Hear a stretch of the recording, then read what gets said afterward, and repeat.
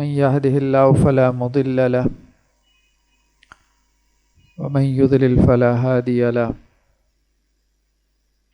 أشهد أن لا إله إلا الله وحده لا شريك له وأشهد أن محمدا عبده ورسوله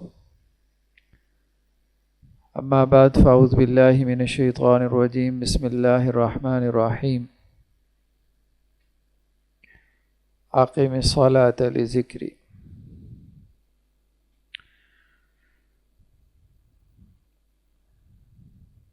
مجھے یاد کرنے کے لیے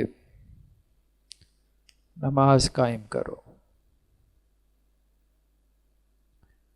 یہ اللہ کا حکم ہے. اللہ نے اس میں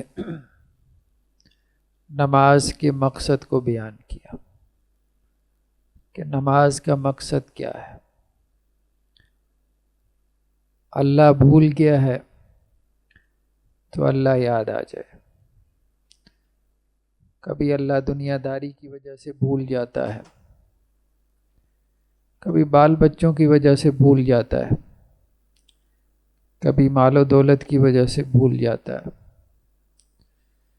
تو انسان اپنے رب کو بھول جاتا ہے.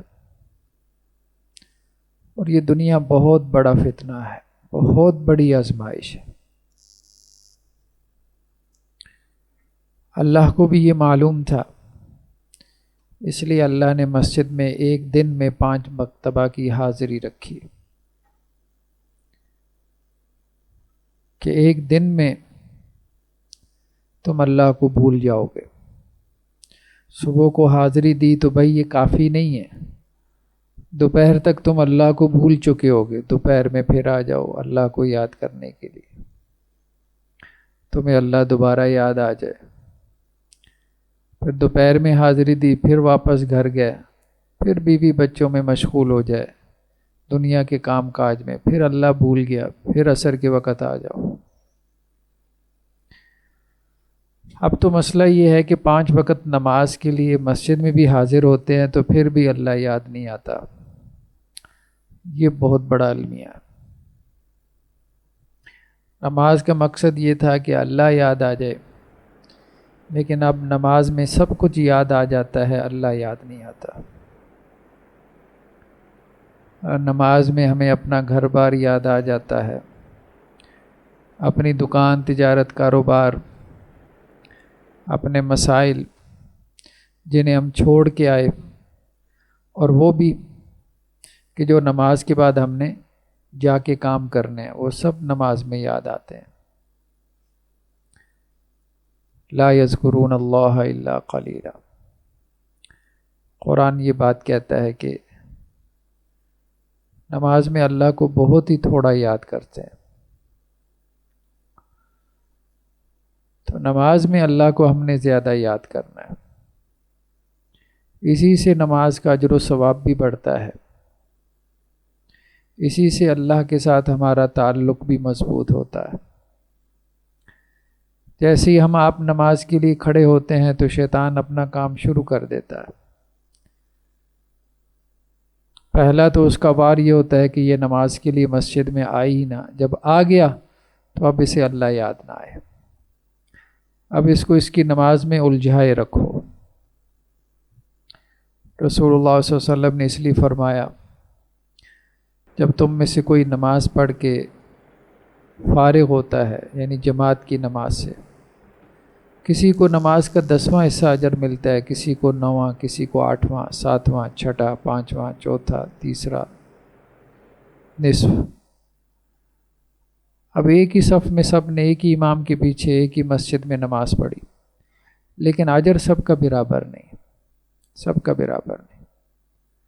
تو آپ صلی اللہ علیہ وسلم نے یہ ان لوگوں کے بارے میں کہا جو اللہ کے رسول صلی اللہ علیہ وسلم کے ساتھ مسجد نبوی میں نماز پڑھتے تھے آپ کی اقتداء میں، کہ تم سب کا اجر بھی برابر نہیں.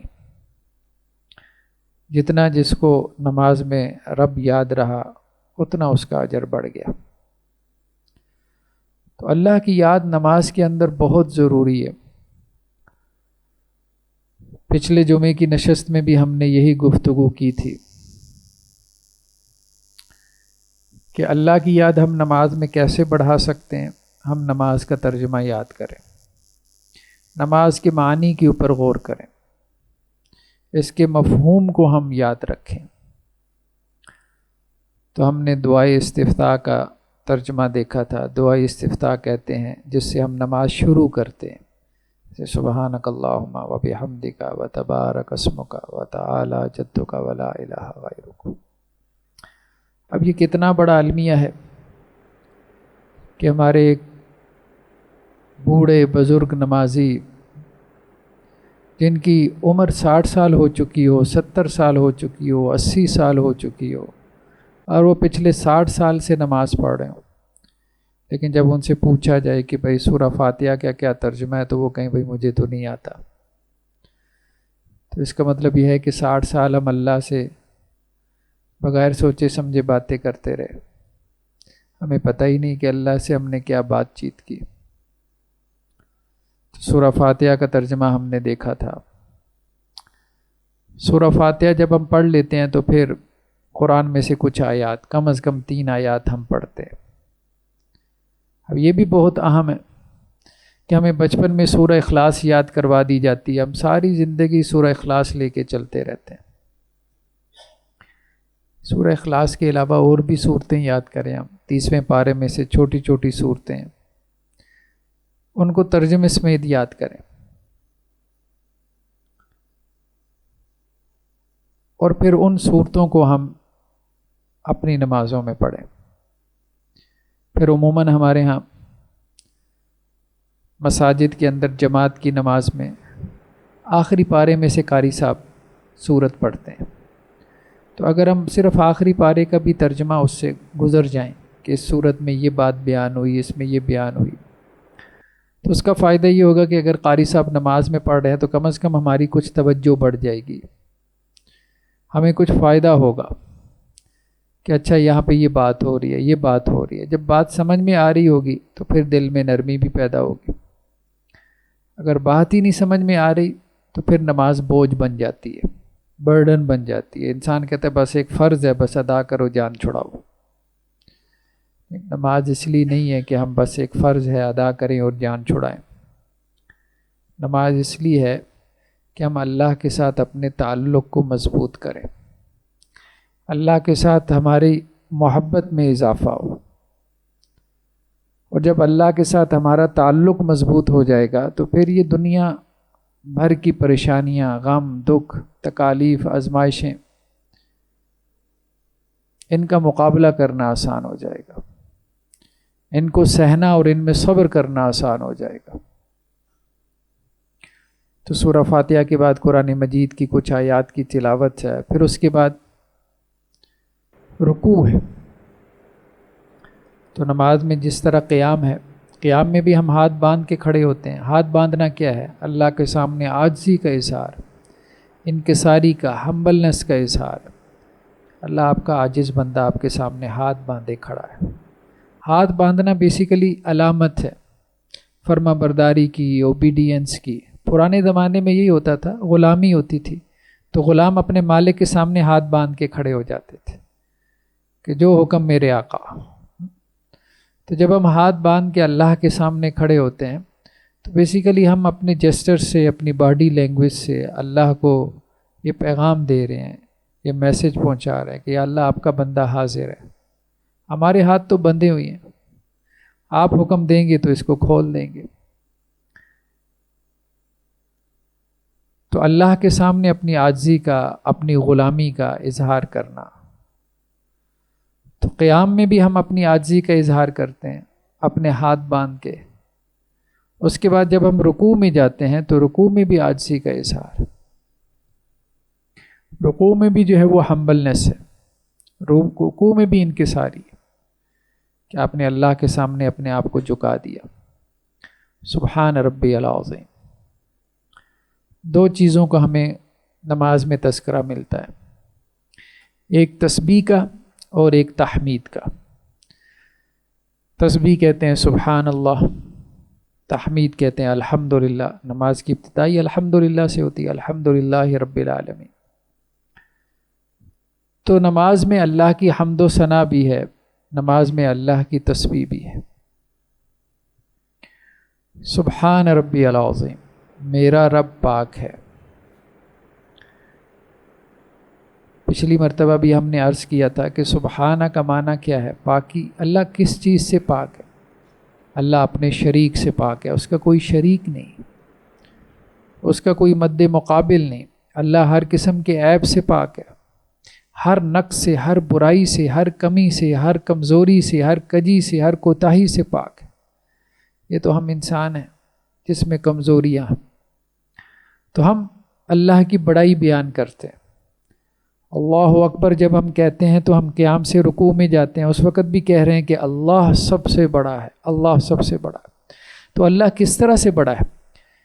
اس طرح سے بڑا ہے کہ اللہ کی ذات میں کوئی عیب نہیں ہے، اس جیسا کوئی نہیں۔ ہماری ذات میں ہزاروں عیب۔ تو جب ہم اللہ کے سامنے جھکتے ہیں تو ہم سب سے پہلے اللہ سے عیوب کی نفی کرتے ہیں۔ اللہ آپ کی ذات میں کوئی عیب نہیں، آپ میں کوئی کمی نہیں، آپ میں کوئی کوتاہی نہیں، آپ جیسا کوئی نہیں۔ اے میرے پروردگار العظیم، آپ بہت عظیم، بہت بلند و بالا۔ تو تسبیح کا مطلب ہے کہ اللہ سے منفی صفات کو دور کرنا، اللہ سے عیوب کو دور کرنا کہ اللہ کے اندر کوئی عیب نہیں ہو سکتا۔ اور تحمید یا حمد و ثنا کہتے ہیں اللہ کے اندر مثبت صفات کا اثبات کرنا۔ ایک یہ ہے کہ اللہ آپ جیسے قرآن میں آتا ہے لا تأخذہ سنۃ ولا نوم، بھائی اللہ کو نیند نہیں آتی، اللہ کو اونگ نہیں آتی۔ یہ تسبیح ہے کہ اللہ سے آپ عیب کی نفی کر رہے ہیں۔ نیند آنا، اونگ کا آنا یہ عیب ہے، یہ کمزوری ہے۔ اللہ کے اندر یہ کمزوری نہیں ہے۔ انسان سو جاتا ہے، اللہ نہیں سوتا۔ اس کو تسبیح کہتے ہیں۔ تحمید کے اللہ کی مثبت صفات کو بیان کرنا، حمد و ثنا کے اللہ کی مثبت صفات کو بیان کرنا کہ اللہ تعالیٰ عادل ہے، اللہ تعالیٰ رزاق ہے، رزق دینے والا ہے، اللہ تعالیٰ عدل کرنے والا ہے۔ تو سبحان ربی العظیم، میرا رب پاک ہے ہر عیب سے، ہر برائی سے، ہر شریک سے۔ شرک کی بھی نفی کر دی اور ہر عیب کی بھی نفی کر دی، اور میرا رب بہت عظیم ہے۔ تو رسول اللہ صلی اللہ علیہ وسلم سے اور بھی ہمیں دعائیں ملتی ہیں جو آپ رکوع میں پڑھا کرتے تھے، یعنی صرف یہی دعا نہیں، اور بھی دعائیں۔ سبوح قدوس رب الملائکۃ والروح۔ اب یہ مبالغے کی صیغے ہیں، مبالغہ ایگزیجریشن ہے ان میں۔ بہت اللہ کی تسبیح، اللہ تعالیٰ بہت پاک، صرف پاک نہیں ہے، بہت پاک ہے، بہت پاک ہے۔ قدوس، اللہ تعالیٰ کی بہت بڑائی، اللہ تعالیٰ کی بہت کبریائی، بہت مقدس پاکیزہ ہے۔ رب الملائکۃ والروح، فرشتوں کا بھی رب ہے، روح الامین کا بھی رب ہے، حضرت جبریل کا بھی رب ہے۔ تو نماز میں رکوع کی حالت میں ہم اللہ کی تسبیح بیان کرتے ہیں، اللہ کی تقدیس بیان کرتے ہیں۔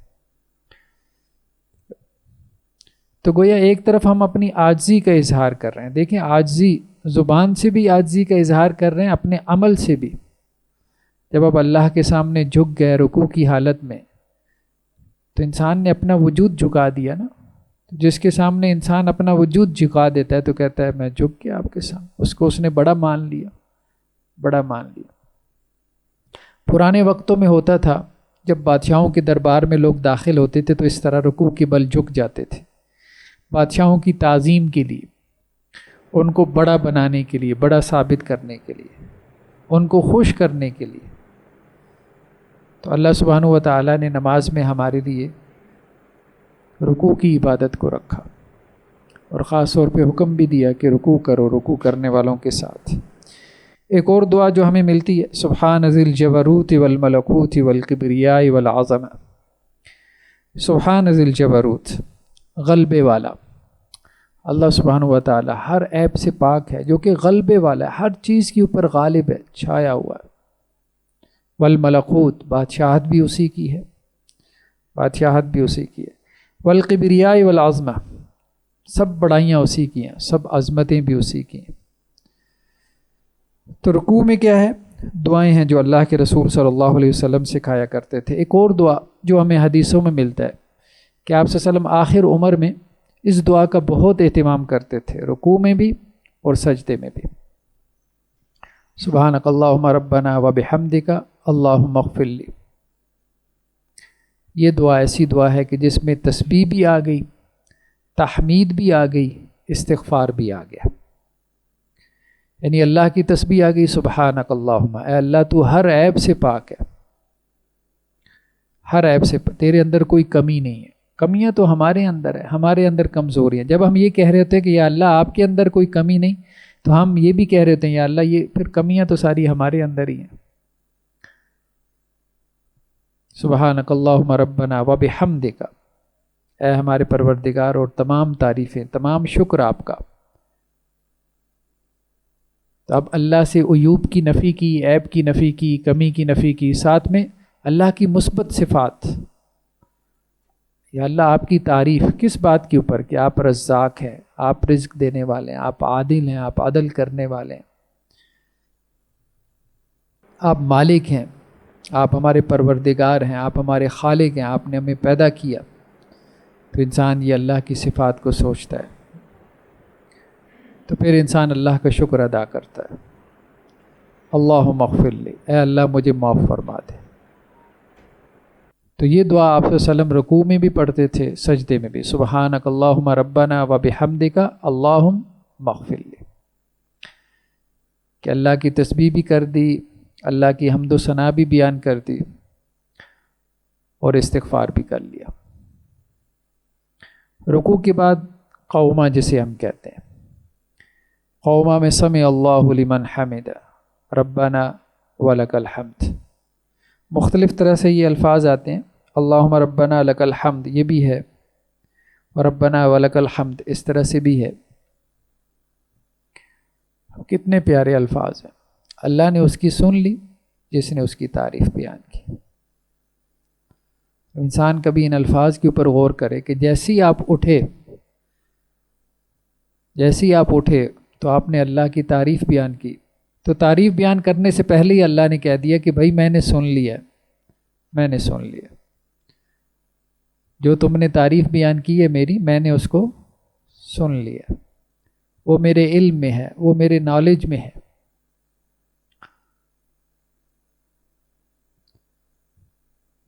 تو سمع اللہ لمن حمد، اللہ نے اس کی بات سن لی ہے جس نے اللہ کی تعریف کی، اللہ کی حمد، اللہ کا شکر ادا کیا۔ ربنا ولک الحمد، اے اللہ تمام تعریفیں آپ کی، تمام تعریفیں آپ کی۔ کچھ روایتوں میں یہ الفاظ بھی آتے ہیں، حمدن کثیرا طیبا مبارکا فی، اللہ کی بہت زیادہ حمد و ثنا، اللہ کی بہت زیادہ حمدن کثیرا، پاکیزہ، اور جس میں بہت برکت رکھی گئی ہو۔ بعض روایتوں میں آتا ہے کہ کسی صحابی نے رکوع کے بعد یہ دعا پڑھی، حمدن کثیرا طیبا مبارک۔ جیسے بعض اوقات انسان دل سے، ہم اپنی زبان میں کہیں گے تو کہ یا اللہ آپ کا لاکھ لاکھ شکر ہے، ایک مرتبہ تو نہیں کہیں گے نا، ہم کہیں گے یا اللہ آپ کا لاکھ لاکھ شکر۔ اب یہ وہ والی بات ہے، حمدن کثیرن، یا اللہ آپ کا بہت شکر، بہت شکر۔ تو کسی صحابی نے یہ الفاظ کہے نماز کے اندر، تو آپ صلی اللہ علیہ وسلم نے نماز کے بعد کہا کہ میں نے دیکھا فرشتوں کی ایک جماعت کو کہ وہ ان الفاظ کے لیے آپس میں لڑ رہی تھی۔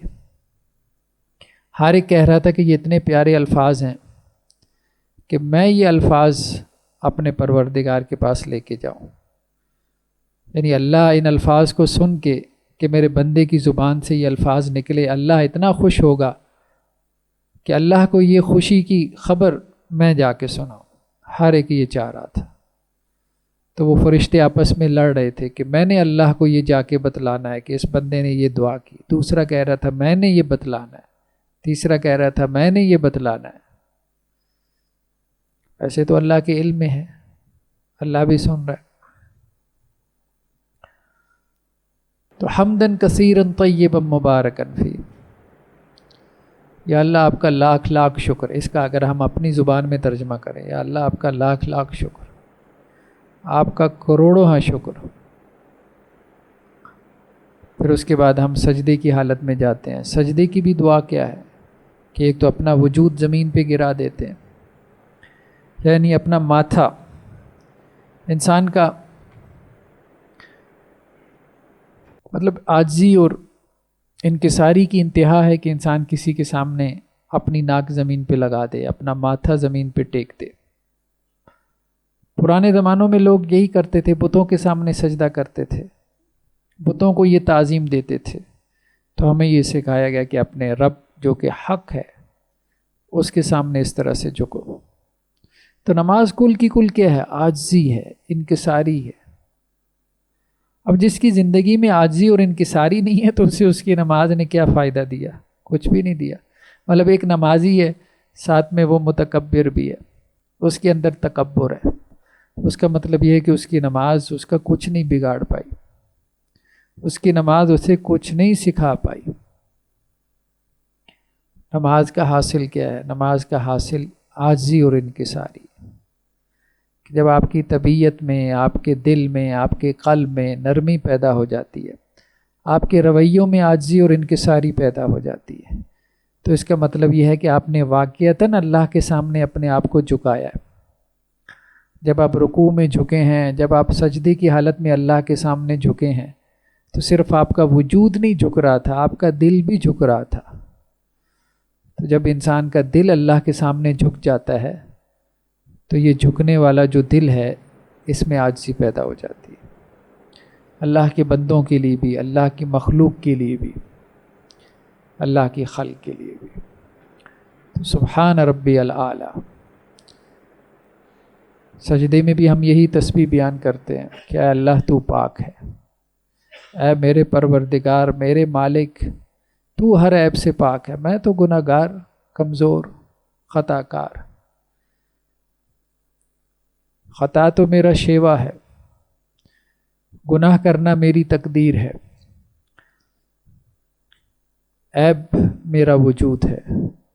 اللہ تو ہر عیب سے پاک، تو ہر گناہ سے پاک، تو ہر کمی کوتاہی سے بالا تر ہے. مطلب میرے گناہوں کی طرف مت دیکھنا، یہ پاکی تو تجھی کو سوٹ کرتی ہے. گناہوں اور عیوب سے بالا تر ہونا یہ تو تیری ذات کا ہی خاصہ ہے. میرے عیوب کی طرف نظر مت کرنا. مطلب ایک طرف تو ہم اللہ کی تسبیح بیان کر رہے ہیں نا، تو دوسری طرف ہم یہ بھی کہہ رہے ہیں کہ یا اللہ جب پاک ذات آپ کی ہے عیوب سے، تو اب ہمارے عیوب کی وجہ سے ہمیں مت پکڑنا، ہمارے گناہوں اور ہماری خطاؤں کی وجہ سے ہمیں مت پکڑنا. تو سبحان ربی الاعلیٰ. ساتھ میں ہم نفی بھی کر رہے ہوتے ہیں کہ کوئی اللہ جیسا نہیں ہے، کوئی اللہ جیسا نہیں ہے. جتنے بھی انسان ہیں سب عیوب سے بھرے ہوئی ہیں. کوئی پیر ہے، کوئی فقیر ہے، کوئی درویش ہے، کوئی مرشد ہے، کوئی عالم ہے، کوئی فقیہ ہے، محدث ہے، کوئی مجاہد ہے، کوئی سخی ہے، کچھ بھی ہے، سب کے اندر عیوب ہیں. اللہ جیسا کوئی نہیں. بس ان کے عیوب ہمارے سامنے نہیں ہیں، وہ بھی انسان ہے. تو سبحان ربی الاعلیٰ. یا اللہ آپ کی ذات پاک ہے، میرا رب پاک ہے، ہر عیب سے پاک ہے، جو بہت بلند ہے، بہت اعلیٰ ہے. اتنا اعلیٰ کہ اس کے مقام اور مرتبے تک کوئی پہنچ نہیں سکتا، کسی کے وہم و خیال میں بھی نہیں آ سکتا کہ وہ اس کی برابری کر سکتا ہے. پھر دو سجدوں کے درمیان کی ایک دعا ہے جو ہمیں روایات میں ملتی ہے، رب اغفر لی. ایک مختصر دعا تو یہ ہمیں ملتی ہے، اگر کچھ نہ یاد ہو تو کم از کم یہ دعا پڑھ لے بندہ. اس کو جلسہ کہتے ہیں، دو سجدوں کے درمیان جو ہم بیٹھتے ہیں اس کو جلسہ کہتے ہیں. تو رب اغفر لی، یا اللہ مجھے معاف فرما دے، یا اللہ مجھے معاف فرما دے. تو گویا فجر سے لے کے ظہر تک جو آپ نے گناہ کیے ہیں تو ان کی معافی ہے جو آپ اللہ سے مانگ رہے ہیں. ظہر سے عصر تک جو گناہ کیے ہیں ان کی معافی ہے جو آپ اللہ سے مانگ رہے ہیں. عصر سے مغرب تک جو گناہ کیے ہیں ان کی معافی ہے جو ہم مغرب میں مانگ رہے ہیں. مغرب سے عشاء تک جو گناہ کیے ہیں ان کی معافی ہے جو ہم عشاء میں مانگ رہے ہیں. عشاء سے فجر تک جو گناہ کیے ہیں ان کی معافی ہے جو ہم فجر میں مانگ رہے ہیں. انسان خطا کا پتلا ہے. تشہد میں جو دعائیں ہمیں سکھائی گئیں گناہوں کی معافی کے حوالے سے، تو ان میں یہ بھی ہے کہ یا اللہ وہ گناہ بھی معاف فرما جنہیں میں گناہ سمجھتا ہوں، اور وہ بھی کہ جنہیں میں گناہ سمجھتا ہی نہیں، گناہ سمجھتا ہی نہیں. بہت دفعہ میں آپ کہیں پہ ملازمت کرتے ہیں تو آپ کو لگتا ہے کہ آپ کوئی کوتاہی کر رہے ہیں، اور بہت دفعہ میں آپ کو لگتا ہے کہ آپ کوئی کوتاہی نہیں کر رہے، لیکن آپ کا باس یہ سمجھتا ہے کہ یہ کوتاہی کر رہا ہے۔ تو یہی ہے کہ اللہ بھی بعض اوقات جو ہے، ہم یہ سمجھ نہیں رہے ہوتے کہ ہم کوئی خطا کر رہے ہیں، لیکن اللہ کی نظر میں وہ خطا ہوتی ہے۔ تو ایسے گناہوں سے بھی پناہ مانگتے رہنا چاہیے۔ تو سبحان ربی الاعلی، اور سجدے کے درمیان کی دعا رب اغفر لی۔ ایک اور بہت اچھی دعا ہمیں ملتی ہے، اللہم اغفر لی وارحمنی، یا اللہ مجھے معاف فرما دے۔ مغفرت کا کیا مطلب ہے؟ مغفرت کا مطلب ہے ڈھانپ لینا۔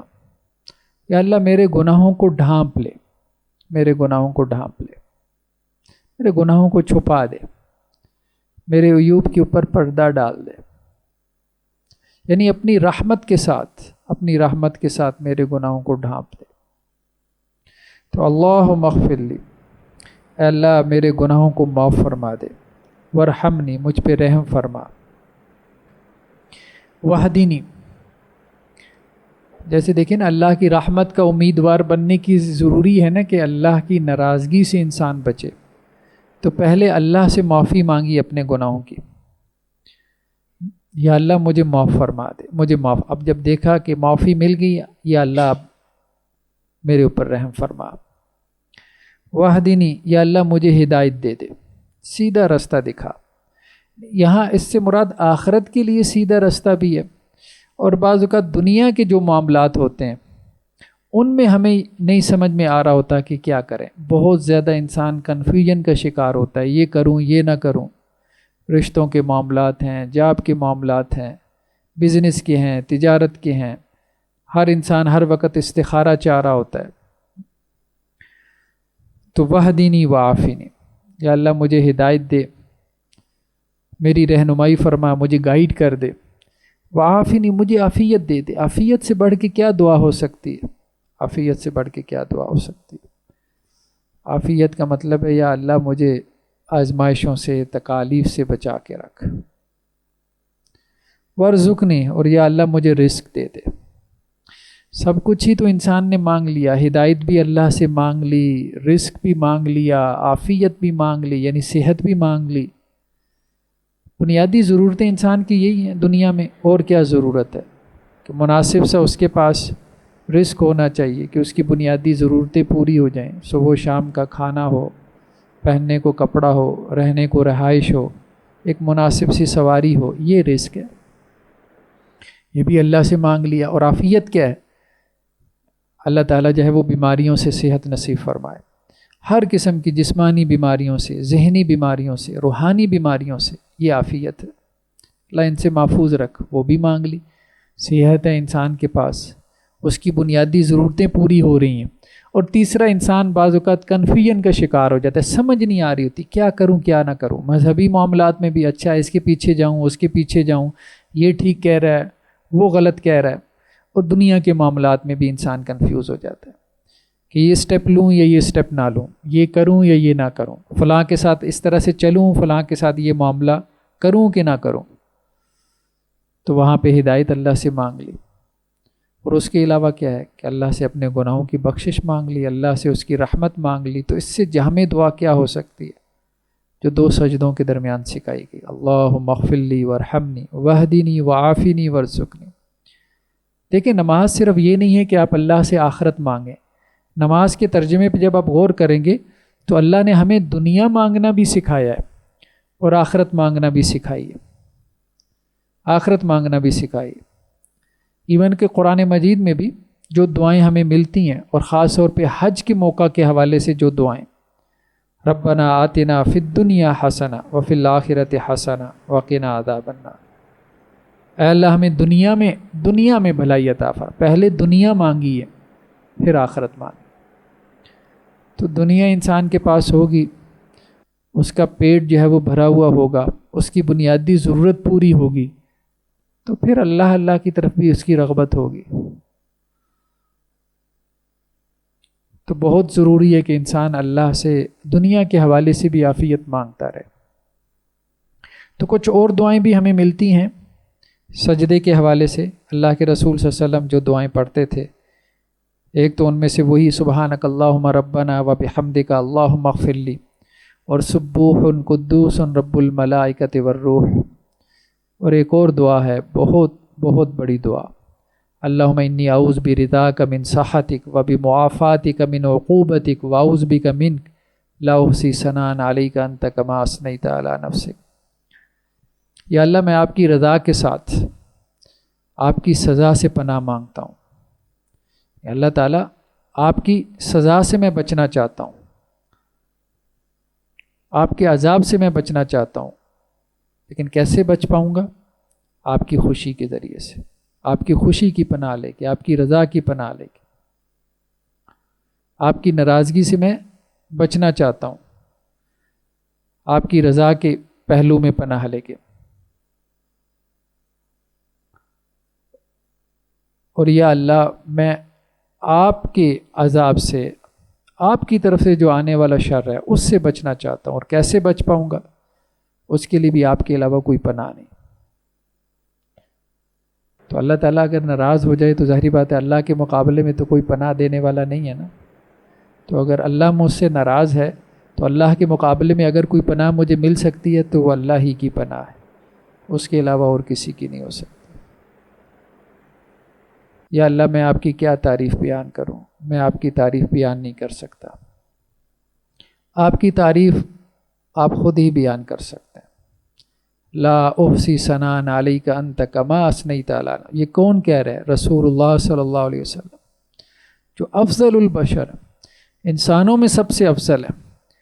جب اللہ کی تعریف کی بات آتی ہے تو کیا کہتے ہیں؟ یا اللہ آپ کی تعریف بیان کرنا آسان کام نہیں، اللہ کی ذات ہی اتنی بڑی ہے، جتنی مرضی ہمیں اللہ کی معرفت حاصل ہو جائے، اللہ کی پہچان حاصل ہو جائے، بندے کے لیے بہت مشکل ہے اللہ کی تعریف بیان کرنا جیسے کہ اس کے لیے لائق ہے، اللہ کی ذات کے لیے لائق ہے، بہت مشکل ہے۔ ہم اللہ کی ویسی تعریف بیان کرتے ہیں جتنی ہمیں سمجھ میں آ سکتی ہے، جتنی سمجھ میں آ سکتی ہے۔ تو بس یہ ہے کہ نماز کے ترجمے کے اوپر ہم نے غور کرنا ہے۔ تو پچھلی دفعہ بھی جو ہے وہ یہ عرض کیا تھا کہ یہ ایک کتاب ہے جس میں نماز کی یہ جو عبارت ہے وہ بھی موجود ہے، ساتھ میں اس کا ترجمہ بھی موجود ہے۔ تو ہمارا ایک واٹس ایپ گروپ بنا ہوا ہے مسجد کے نمازیوں کا، تو اس میں ہم نے یہ شیئر کر دی تھی، PDF میں ہے، تو اس کو اپنے پاس محفوظ کر لیں، سیو کر لیں، اور اس سے جو ہے وہ نماز کا ترجمہ یاد کریں، اور وہ کلرز میں ہے، اس کو یاد کرنے میں بھی آسانی رہے گی، ورڈ ٹو ورڈ اس کی میننگ ہے، لفظی ترجمہ ہے، ٹھیک ہے، خود سے یاد کر سکتے ہیں، یا گھر میں کوئی بچہ پڑھا لکھا ہے اس سے یاد کر لیں، تو یا اپنی قریبی مسجد کے مولانا صاحب سے یاد کر لیں، تو 4 دن میں آسانی سے نماز کوئی بہت لمبی تو ہوتی نہیں ہے، وہی دعائیں ہیں جن کو ہم ریپیٹ کرتے رہتے ہیں، تو آسانی سے ہم ان کو یاد کر سکتے ہیں۔ اللہ سے دعا اللہ تعالی ہمیں عمل کی توفیق نصیب فرمائے۔